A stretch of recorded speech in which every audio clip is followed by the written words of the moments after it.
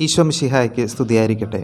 യേശുവിൽ ഏറ്റവും സ്നേഹമുള്ളവരെ, നമ്മുടെയൊക്കെ ആത്മീയ ജീവിതത്തിൽ ചിലപ്പോഴൊക്കെ ഒരു തീഷ്ണത കുറവോ അല്ലെങ്കിൽ ഒരു വരൾച്ചയുടെ അനുഭവമൊക്കെയോ നമുക്ക് ഉണ്ടാകാറുണ്ട്. എന്നാൽ പലരും പല വിധത്തിൽ അതിനെ വ്യാഖ്യാനിക്കാറുണ്ട്, പല കാരണങ്ങൾ പറയാറുണ്ട്.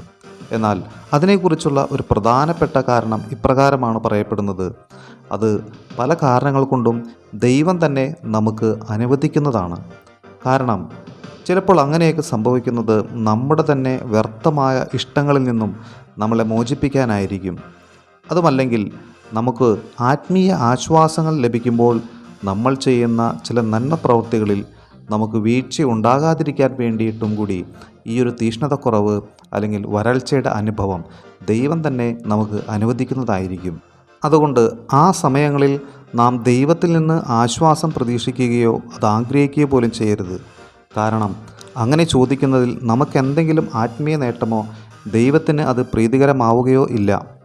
മറിച്ച് നമ്മുടെ വരണ്ട അവസ്ഥയിൽ അല്ലെങ്കിൽ തീഷ്ണതയില്ലാത്ത അവസ്ഥയിൽ ദൈവത്തോട് ചോദിക്കേണ്ട വ്യക്തമായ ജ്ഞാനവെളിച്ചവും നമ്മെക്കുറിച്ചും ദൈവത്തെക്കുറിച്ചുമുള്ള യഥാർത്ഥമായ അറിവും ദൈവത്തെ വിശ്വസ്തയോടെ സേവിക്കാനും സ്നേഹിക്കാനും ആദരിക്കാനും ആവശ്യമായ പുണ്യങ്ങൾക്ക് വേണ്ടി തീവ്രമായി ആഗ്രഹിക്കുകയുമാണ് വേണ്ടത്.